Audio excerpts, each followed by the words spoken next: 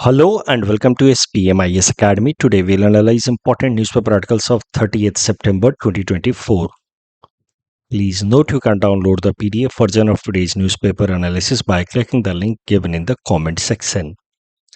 This is the list of the topics that we'll be covering from today's newspaper. The first article is about Digital Personal Data Protection Act and RTI. This topic is important from our syllabus GS paper 2 governance point of view. थोड़ा background देखते हैं and then we will come to the current context.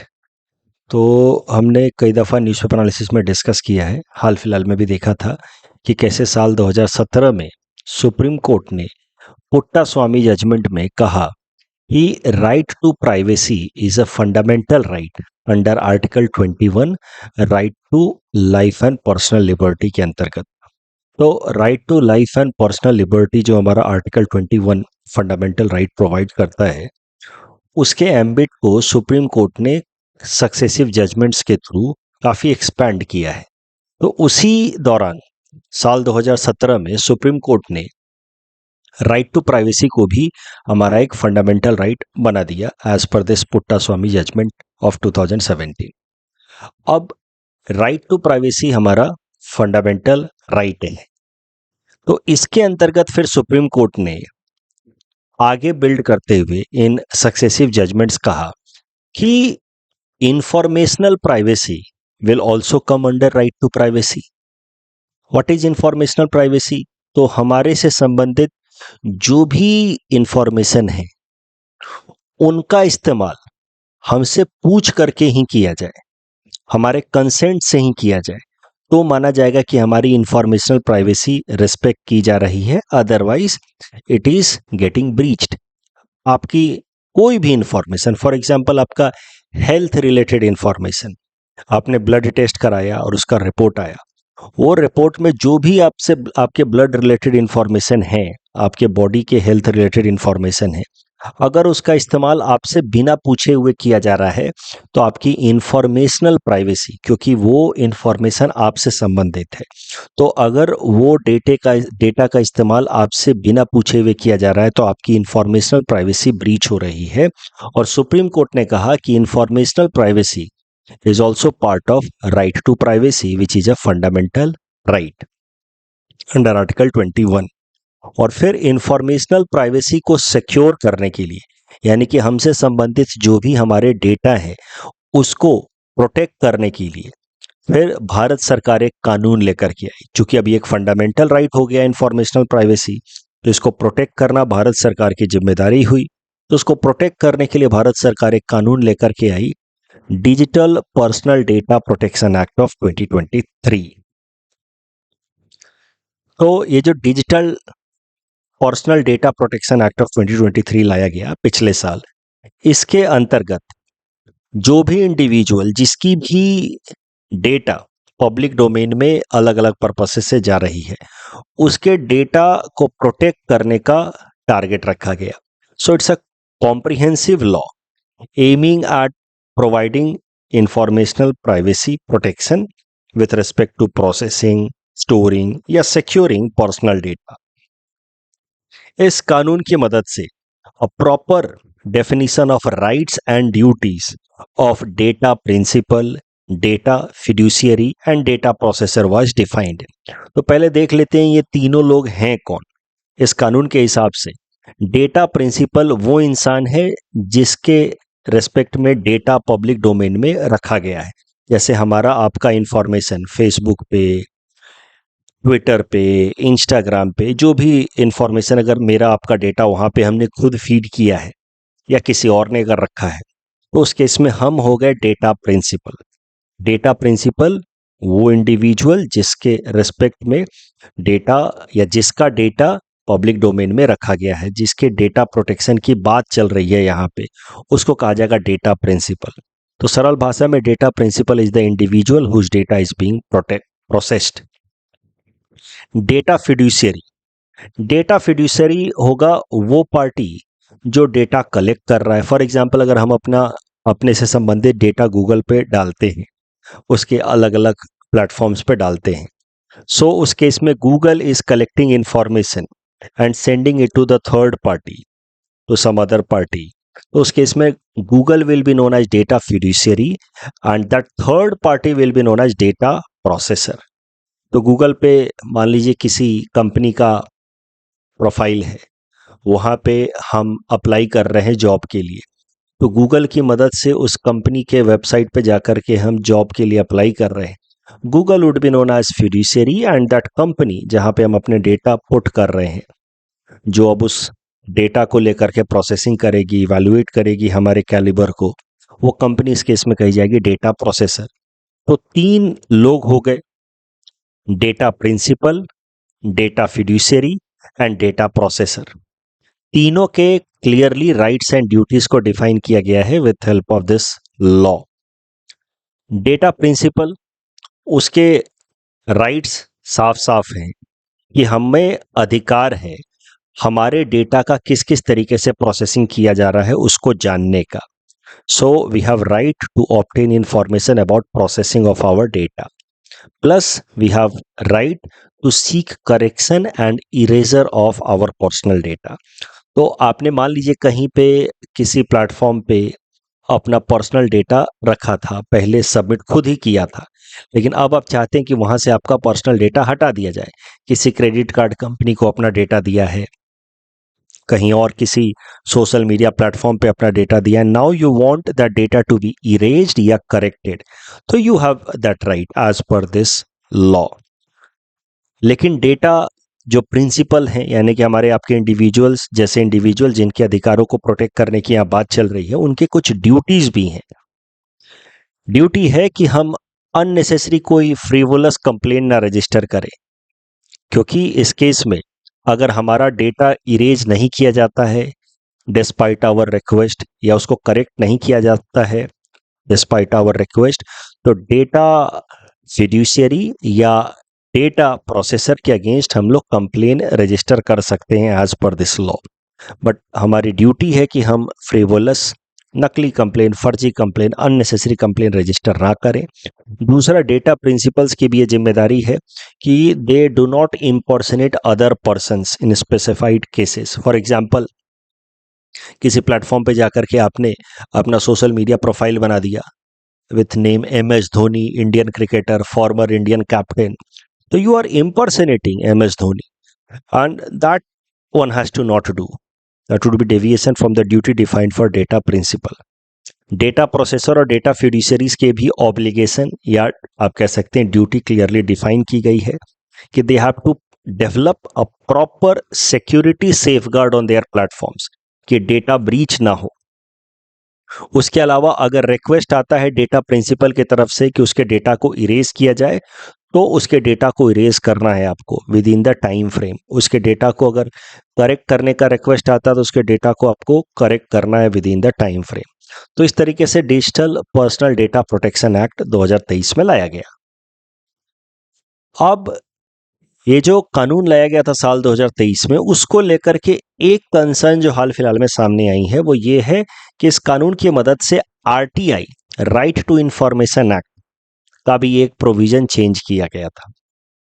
उसी को लेकर के हाल फिलहाल में चर्चा वापस से शुरू हुई है। इस RTI एक्ट में एक प्रोविजन था जहां पे गवर्नमेंट ऑफिसर्स को, पब्लिक ऑफिशियल्स को खुद से संबंधित पर्सनल इंफॉर्मेशन भी डाइवर्ज करना था अगर किसी ने RTI फाइल की। तो पर्सनल इंफॉर्मेशन जैसे आपकी कितनी संपत्ति है, कहाँ कहाँ पे संपत्ति है आपकी, आपके परिवार में कितने लोग हैं, उनके पास क्या संपत्ति, इस तरीके की चीजें। A public official was required to divulge personal information if it was justified कि that personal information should be divulged in larger public interest। तो उस केस में the public official was required to divulge personal information also as per RTI Act। फिर ये कानून लाया गया digital personal data protection act 2023, जिसके मदद से RTI एक्ट का ये वाला प्रोविजन चेंज कर दिया गया।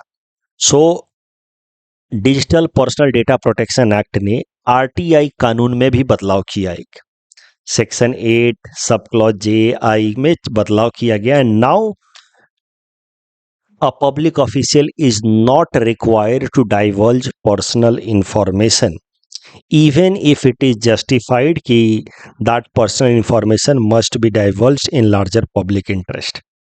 तो ये प्रोविजन हटाने के पीछे आरटीआई एक्ट में ये जो प्रोविजन था, इसको इस नए कानून की मदद से हटाने के पीछे लक्ष्य ये था कि पब्लिक ऑफिशियल्स भी अल्टीमेटली हैं तो ह्यूमंस ही, they are also individual, so they are also entitled to right to privacy.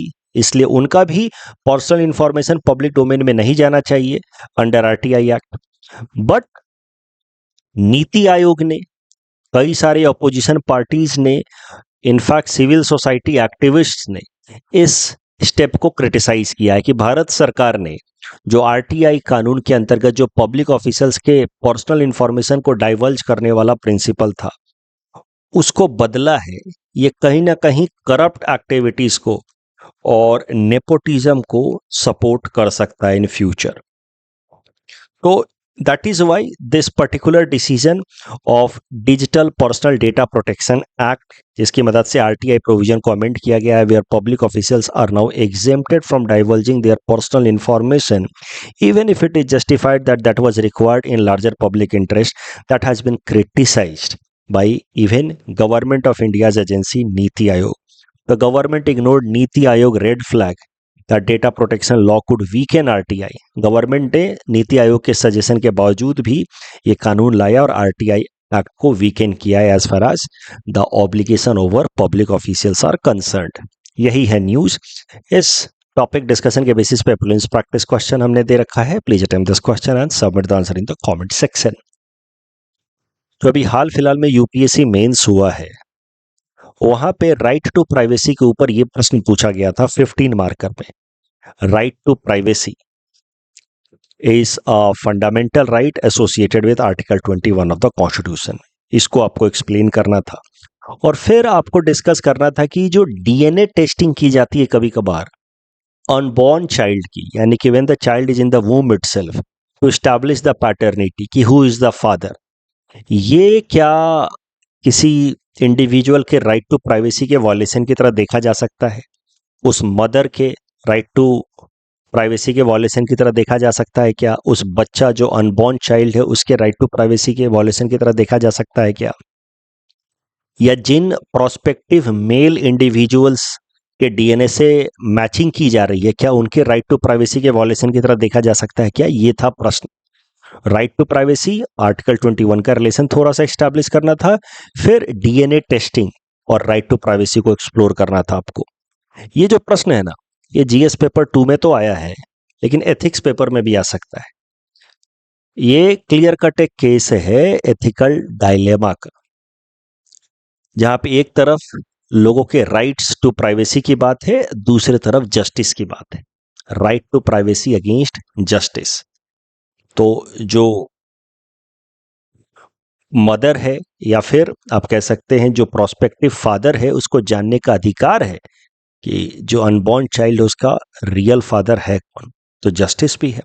इस तरीके से एथिक्स में भी इस पर सवाल पूछा जा सकता है। मैंने तो अपने हिसाब से आंसर डेवलप करके आपको दिया है, आप पहले खुद अटेम्प्ट करें, फिर एक बार आंसर भी पढ़ सकते हैं। The next article is about make in India and Jan Vishwas bill 2.0। This topic is important from our syllabus GS paper 3 Indian economy point of view. देखिए, मेक इन इंडिया इनिशिएटिव को लॉन्च हुए 10 साल पूरे हुए ऑन 25 सितंबर, क्योंकि इसको लॉन्च किया गया था 25 सितंबर 2014 को।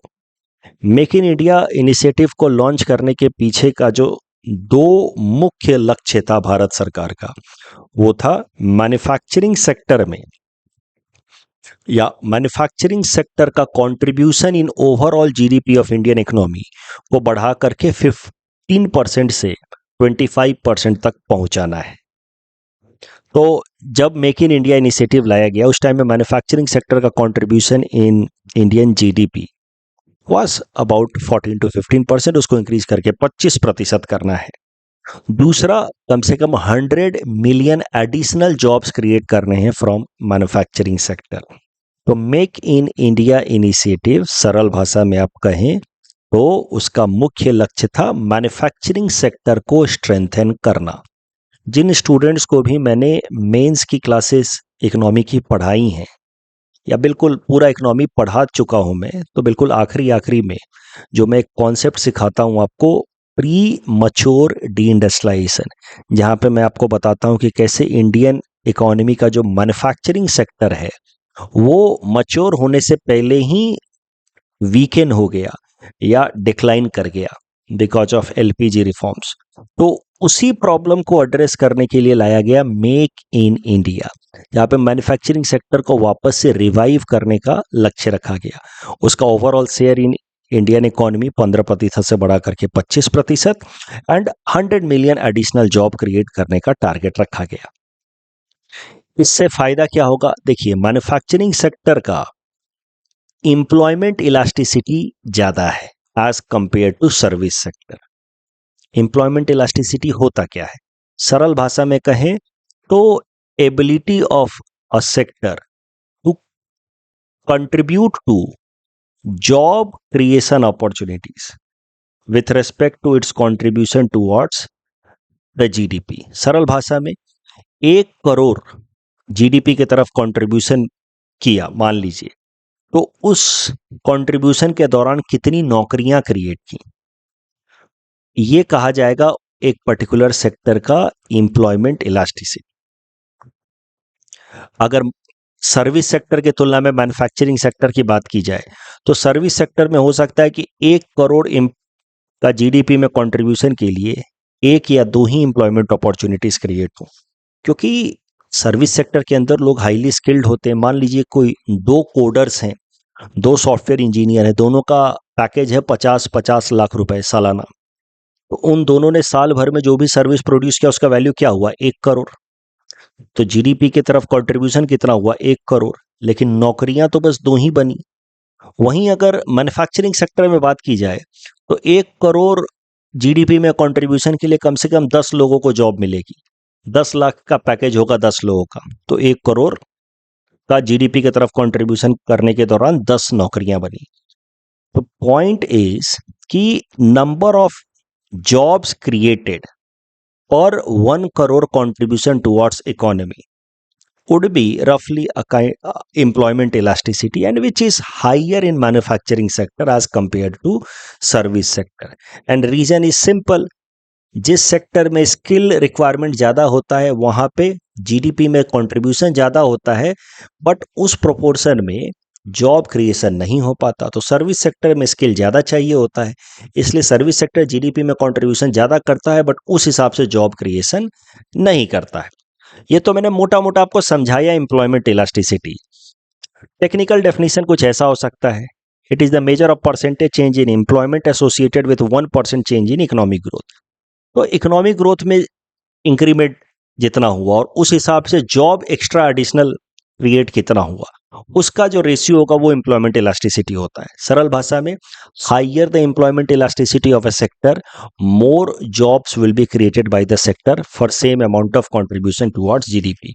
और मैन्युफैक्चरिंग सेक्टर का एम्प्लॉयमेंट इलास्टिसिटी सर्विस सेक्टर के तुलना में ज़्यादा है, और यही कारण है कि मेक इन इंडिया इनिशिएटिव की मदद से मैन्युफैक्चरिंग सेक्टर को रिवाइव करने का लक्ष्य रखा गया भारत सरकार द्वारा, ताकि जो भारत के अंदर प्रॉब्लम देखा जा रहा है जॉबलेस ग्रोथ का, वाइडनिंग इनइक्वालिटी का, उसको एड्रेस किया जा सके। ग्रोथ तो है, India has become 5th largest economy of the world and soon it will become 3rd largest economy of the world even at exchange rate basis. तो growth तो अच्छा खासा है, we are fastest major economy of the world, but उस हिसाब से employment नहीं create हो रही, और यही कारण है कि इनइक्वालिटी वाइडन हो रहा है। तो जॉबलेस ग्रोथ या वाइडनिंग इनइक्वालिटी को एड्रेस करने के लिए मेक इन इंडिया इनिशिएटिव लाया गया। बट अगर मेक इन इंडिया इनिशिएटिव के 10 साल के बाद उसका अचीवमेंट देखा जाए तो कुछ खास नहीं है, आप कह सकते हैं मिक्स्ड रिजल्ट है, एंड रिलेटिवली या पार्शियली सक्सेसफुल आप कह सकते हैं। मैन्युफैक्चरिंग सेक्टर का शेयर इन ओवरऑल जीडीपी अभी भी वही 15 से 17% के ही रेंज में है। आप देखिए, ये है मैन्युफैक्चरिंग सेक्टर का contribution towards GDP, it is still that 17-18% only. Employment share in overall economy देखा जाए तो एम्प्लॉयमेंट शेयर जो है वो मैन्युफैक्चरिंग सेक्टर का धीरे धीरे घट ही रहा है।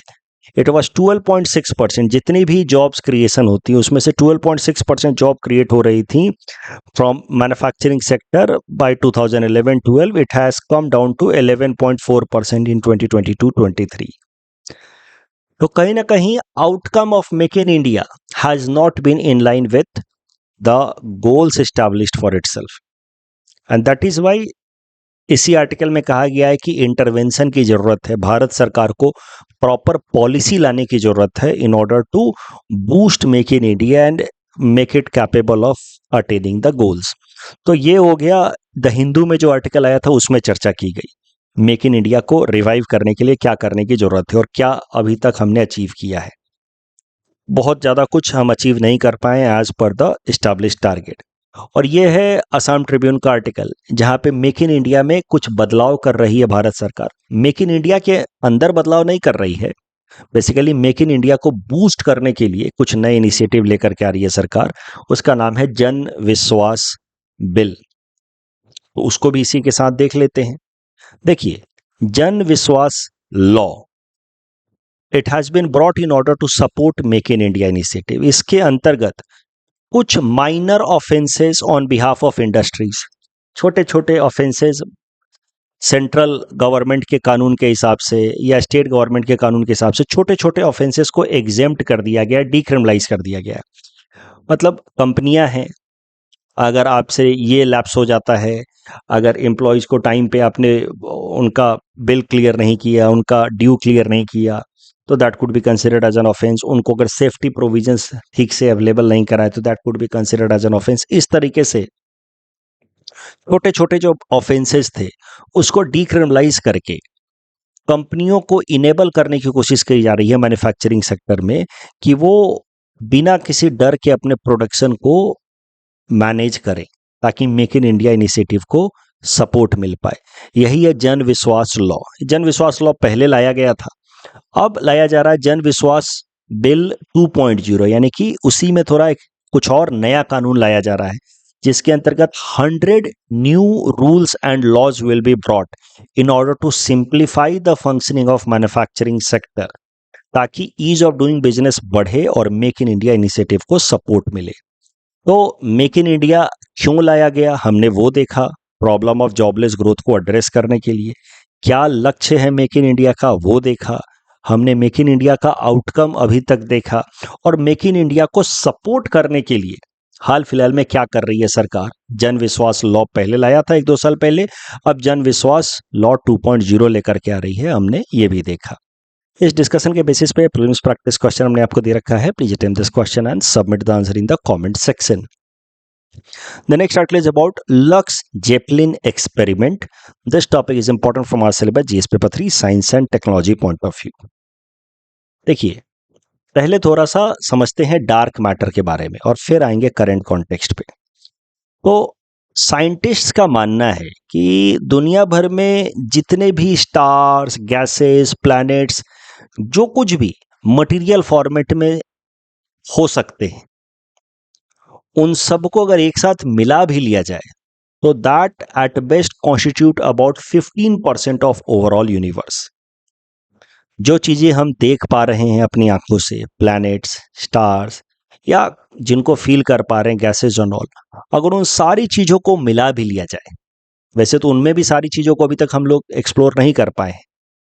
There are many stars billions light year away from us, जिनको हम लोग अभी तक सीधा सीधा एक्सपीरियंस नहीं कर पाए हैं। बट साइंटिस्ट का ऐसा मानना है कि अगर सारे स्टार्स, प्लैनेट्स, गैसेस को एक साथ मिला लिया जाए, all matters brought together, still it would constitute about 15% of universe, and 85% of the universe is made up of elusive matter. elusive मतलब ऐसा चीज जो जिसके बारे में हमें बहुत ज्यादा अभी तक पता है नहीं, अनदेखा, अनजाना, elusive matter, जिसको साइंटिस्ट ने नाम दिया है dark matter. Dark matter scientist के हिसाब से, अब ये सब स्पेकुलेशन ही है कि dark matters are made up of particles that do not have charge. उनको डार्क इसलिए कहा जाता है because they do not emit light but dark matter में मैटर वर्ड लाया गया है बिकॉज साइंटिस्ट का मानना है कि they also possess norm like any normal material a weight and that is why they interact through gravity, ऐसा scientist का मानना है। साइंटिस्ट का यह भी मानना है कि ये जो डार्क मैटर है इट इज लाइक मोर्टार, वो सीमेंट की तरह है जो दुनिया में यूनिवर्स में बाकी स्टार्स गैसेस प्लैनेट्स को एक साथ होल्ड करके रख रहा है, holding the world together.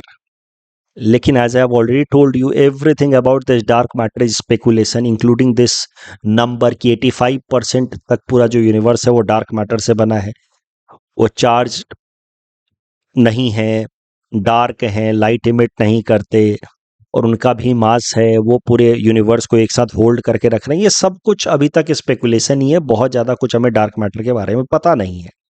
But हाँ, मोटा मोटा ये मानना है साइंटिस्ट का कि this dark matter is an invisible glue, but that is also true कि it may not exist at all, there may be something else.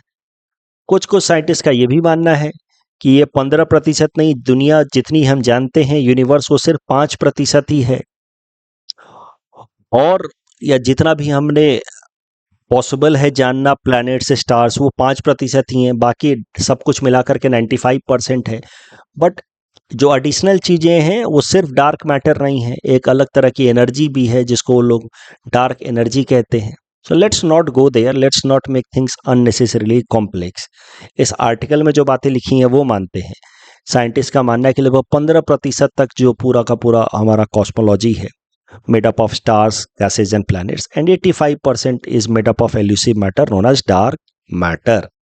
अब डार्क मैटर को जानने के लिए अलग अलग अलग एक्सपेरिमेंट्स चल रहे हैं पूरे दुनिया भर में, उनके बारे में ज़्यादा से ज़्यादा जानने के लिए। उसी कॉन्टेक्स्ट में एक एक्सपेरिमेंट चल रहा है जिसका नाम है LUX ZEPLIN experiment, which is aimed at establishing या detecting the dark matter particles. ये लक्स जेपलिन एक्सपेरिमेंट, शॉर्ट में कहें तो LZ experiment, it is located at Sanford underground research facility. लगभग 1.5 किलोमीटर अंडरग्राउंड इसको बनाया गया है इन यूएस। अंडरग्राउंड इसलिए बनाया गया है ताकि कोई भी कॉस्मिक रेडिएशंस यहाँ पे अननेसेसरी इंटरैक्ट ना करें, जिससे फिर डार्क मैटर को स्टडी करना और कठिन हो जाए। तो underground location seals the experiment from unexpected unwanted cosmic radiations. अभी इसी लक्स जेपलिन एक्सपेरिमेंट से संबंधित हाल फिलहाल में न्यूज निकल करके आई है। एलजेड एक्सपेरिमेंट करने वाले साइंटिस्ट ने कुछ नई फाइंडिंग्स की है। अब इस फाइंडिंग में सीधा सीधा डार्क मैटर तो डिटेक्ट नहीं हुआ है, बट साइंटिस्ट का कहना है कि जिस तरीके से उन्होंने कंडीशन सेट किए थे उससे कई सारी चीजें जो है वो नैरो डाउन हुई हैं डार्क मैटर से संबंधित। बट सीधा सीधा डार्क मैटर के बारे में नहीं पता चल पाया अभी भी, but many things have been ruled out कि अभी ये नहीं हो सकता, वो नहीं हो सकता with respect to dark matter. इतना ही लिखा है इस आर्टिकल में, एग्जैक्टली क्या रूल्ड आउट हुआ है उस पर बहुत ज्यादा चर्चा नहीं है।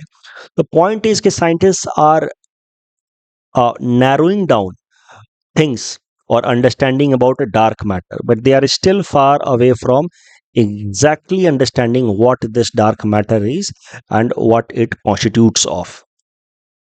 इस डिस्कशन के बेसिस पे प्रीलिम्स प्रैक्टिस क्वेश्चन हमने आपको दे रखा है। Please attend this question and submit the answer in the comment section. Next article is about permafrost region melt down. This topic is important from our syllabus GS paper 3 environment point of view. क्या होता है permafrost region? देखिए, permafrost region का technical definition ये है कि कोई भी एरिया अगर फ्रोजन रहे कंटिन्यूअसली फॉर 2 कंसेक्यूटिव ईयर तो उस रीजन को कहा जाएगा परमाफ्रॉस्ट रीजन। अभी हाल फिलहाल में क्या कंसर्न निकल करके आ रहा है, as per scientist जियोलॉजिस्ट्स, global warming के कारण कई सारी जगहों पे permafrost regions are continuously now melting away. इस कारण से सी लेवल राइज हो रहा है। सी लेवल राइज होने के कारण जो लो लाइंग एरियाज हैं वो सबमर्ज हो रहे हैं। Plus disasters like landslides are on the rise, क्योंकि ये जो आइस मेल्ट हो रहा है तो मेल्ट होने के दौरान ये जो क्रैक्स हैं रॉक्स के अंदर के जो क्रैक्स हैं उसको एक्सपोज कर दे रहा है to the environment, to the outer, to the atmosphere, and then these cracks are being further widened because of rainfall and all, and leading to more and more breaking down. So because of permafrost regions continuous melting due to global warming, sea level is rising, and then other disasters like landslides plus glacial lake outburst. अभी जब बार बार ice जल्दी जल्दी melt होंगे, ये क्या है, glaciers ही तो हैं, ये मेल्ट होंगे, तो जो ग्लेशियर से बनने वाले लेक हैं उनका वाटर सप्लाई काफ़ी ज़्यादा बढ़ जा रहा है, वहाँ पे प्रेशर बढ़ने के कारण इस तरह के जो ग्लेशियल लेक्स हैं वो बर्स्ट कर जा रहे हैं, leading to massive flash flood, जो सिक्किम में देखने को मिला लास्ट ईयर। ये आर्टिकल मैं इसीलिए कवर कर रहा हूँ ताकि आपको मैं परमाफ्रॉस्ट रीजन का डेफिनीशन, टेक्निकल डेफिनीशन दे सकूं। बाकी तो मोटी मोटी बातें आपको पता ही हैं। परमाफ्रॉस्ट रीजन वो एरिया जो फ्रोजन हो फॉर 2 कंसेक्यूटिव ईयर्स, और ग्लोबल वार्मिंग कारण परमाफ्रॉस्ट रीजन जो है वो लगातार मेल्ट हो रहे हैं। The thawing of the ice in the permafrost region is leading to crumbling down of the rocks, leading to landslide and other disasters like glacial lake outburst and all. ये satellite images और mapping technology से ज़्यादा establish किया जा रहा है कि how permafrost regions are melting at a fast pace because of global warming, और इसके कई सारे negative impact in the form of landslide and glacial lake outburst Canada जैसे देशों में ऑलरेडी देखने को मिला है। और जियोलॉजिस्ट का मानना है कि हिमालयन रीजन में आने वाले टाइम में परमाफ्रॉस्ट रीजन का फास्ट मेल्टिंग जो है वो कई सारे नए डिजास्टर्स को शेप दे सकता है, specially landslide and glacial lake outburst. इस डिस्कशन के बेसिस पे प्रीलिम्स प्रैक्टिस क्वेश्चन हमने आपको दे रखा है। Please attempt this question and submit the answer in the comment section. Next article is about smart meters and flexi pricing. This topic is important from our syllabus GS paper 5 Assam issues point of view. देखिए, असम सरकार ने 2 महत्वपूर्ण फैसले लिए हैं with respect to power sector, और उसके लिए electricity rights of consumer rules 2020 को अमेंड किया जाएगा। पहला फैसला है स्मार्ट मीटर लगाना मैंडेटरी हो जाएगा for all the consumers in Assam by 1 April 2025। Smart meter होता क्या है? इस तरीके का डिजिटल मीटर होता है जिसमें कई सारे इलेक्ट्रिसिटी कंजम्पशन रिलेटेड डेटा जो हैं वो एक साथ स्टोर होते हैं, जैसे कितना इलेक्ट्रिक एनर्जी हमने कंज्यूम किया, वोल्टेज क्या है, current, power factor and all. तो स्मार्ट मीटर जो है वो बेहतर तरीके से कम्युनिकेट करता है विद द कंज्यूमर्स कि उनका कंजम्पशन बिहेवियर कैसा है, किस टाइम में उन्होंने कितना पावर कंज्यूम किया, वो सब कुछ बताता है कि रात के टाइम में आपने कितना पावर कंज्यूम किया, दिन के टाइम में कितना पावर कंज्यूम किया। तो बेटर कम्युनिकेशन देता है ताकि हमें अपना कंजम्पशन पैटर्न समझ में आए और हम चाहें तो उसमें थोड़े बहुत बदलाव भी कर पाएँ अपने बिहेवियरल चेंजेस करके, कि रात को अननेसेसरीली एसी चला करके नहीं छोड़ना है, क्योंकि रात को बहुत ज़्यादा बिजली का बिल आ जाता है, हम लोग एसी चला के छोड़ देते हैं। तो मान लीजिए, तो इस तरीके से रात को टाइमर लगा दिया एसी में, कितने टाइम बाद एसी ऑफ हो जाए एंड ऑल। तो इस तरीके से जो स्मार्ट मीटर है, while doing better communication through proper data feed, it helps us in managing our consumption behavior pattern. इस पर्पस से स्मार्ट मीटर लगाया जा रहा है, और स्मार्ट मीटर को मैंडेटरी होगा लगाना बाय 1 अप्रैल 2025। स्मार्ट मीटर देश के जो कंज्यूमर्स, इलेक्ट्रिसिटी कंज्यूमर्स, उनको लगाने के लिए मोटिवेट कर रहा है भारत सरकार की agency energy efficiency service limited. ये एजेंसी बनाया ही गया है भारत सरकार द्वारा ताकि पावर कंजम्पशन एफिशिएंट तरीके से हो, पावर वेस्टेज मिनिमाइज हो। इस चीज़ को इंश्योर कराने के लिए बनाया गया ESL, और ESL ने प्रोग्राम चलाया है स्मार्ट मीटर नेशनल प्रोग्राम, जिसके अंतर्गत वो कंज्यूमर्स को इनकरेज कर रहा है स्मार्ट मीटर्स अडॉप्ट करने के लिए। तो पहला तो फैसला हो गया, स्मार्ट मीटर मैंडेटरी हो जाएगा बाय 1 अप्रैल 2025। जबकि स्मार्ट मीटर को लेकर काफ़ी प्रोटेस्ट भी चल रहा है स्टेट में, कई सारे लोग प्रोटेस्ट कर रहे हैं किस कारण से ज़्यादा बिजली का बिल आ रहा है, बट असम सरकार ने फैसला किया कि smart meters are going to be mandatory. दूसरा, न्यू पावर टैरिफ सिस्टम, जिसका नाम है time of the day tariff system, जिसमें दिन के समय के मुताबिक रेट चार्ज किया जाएगा पर यूनिट इलेक्ट्रिसिटी का। जहां पे पीक टाइम रहेगा, जहां पे डिमांड ज़्यादा होगा, उस टाइम में पर यूनिट इलेक्ट्रिसिटी बिल ज़्यादा होगा। सोलर आवर्स जहाँ पे सोलर एनर्जी सप्लाई ज़्यादा होगा उस टाइम में पर यूनिट इलेक्ट्रिसिटी बिल थोड़ा कम रहेगा, क्योंकि उस टाइम में सोलर एनर्जी सप्लाई हो सकता है। नॉर्मल आवर्स में रेट अलग रहेगा। तो नॉर्मल आवर्स या ड्यूरिंग ऑफ पीक आवर्स आप उम्मीद कर सकते हैं कि लगभग टैरिफ रेट्स 20% कम होंगे। पीक आवर्स में टैरिफ रेट्स 10 से 20% तक ज़्यादा हो सकते हैं। सोलर आवर्स में अगेन टैरिफ रेट्स कम हो सकते हैं। तो इस तरीके से टाइम ऑफ द डे पे डिपेंड करेगा टैरिफ। इसे वो कहा गया फ्लेक्सी प्राइसिंग। ये जो नया time of the day tariff system है, it will benefit both consumers as well as power system suppliers. Consumers को समझ आ जाएगा कि अच्छा ये पीक टाइम है, अभी बिजली का जो पर यूनिट बिल है वो काफ़ी ज़्यादा होगा। तो पीक टाइम में जो चीज़ें अवॉइडेबल हैं उनको अवॉइड करेंगे कंज्यूमर्स, ताकि इलेक्ट्रिसिटी बिल कम हो। इससे वो अपना इलेक्ट्रिसिटी बिल भी बचाएंगे। पावर सिस्टम जो सप्लायर्स हैं उनको भी फायदा हो जाएगा। जब पीक टाइम में कंज्यूमर्स अपने डिमांड को रिड्यूस करेंगे, बिकॉज उस टाइम में रेट ज़्यादा है, तो इससे क्या होगा कि पीक टाइम में आउटेज का प्रॉब्लम कम हो जाएगा। अदरवाइज होता क्या, पीक टाइम में डिमांड इतना ज़्यादा हो जाता है कि पावर सप्लायर्स वो डिमांड मीट नहीं कर पाते और इलेक्ट्रिसिटी आउटेज देखने को मिलता है। फिर हम लोग उनको क्रिटिसाइज करते हैं कि अरे बिजली चली गई। सो पीक आवर्स में डिमांड कम हो जाएगा थोड़ा सा, क्योंकि उस टाइम में पावर टैरिफ रेट ज़्यादा है, and that will allow the suppliers to manage the supply without outage. So this is how this new time of the day tariff system is going to help both consumers as well as suppliers. कल जो हमने आपको practice question दिया था, यानी कि Saturday को, उसमें सेकंड स्टेटमेंट रॉन्ग है। प्रेसिडेंट सीधा सीधा नहीं हटा सकते अपने डिस्क्रिप्शन पे, उनको पार्लियामेंट से वो प्रपोजल आना होगा, तभी जा करके जजेस को हटाया जा सकता है। चाइना सॉक, इसमें तो correct answer is option B. And यहाँ पे ये ओनली के कारण ये थर्ड स्टेटमेंट हो गया है गलत।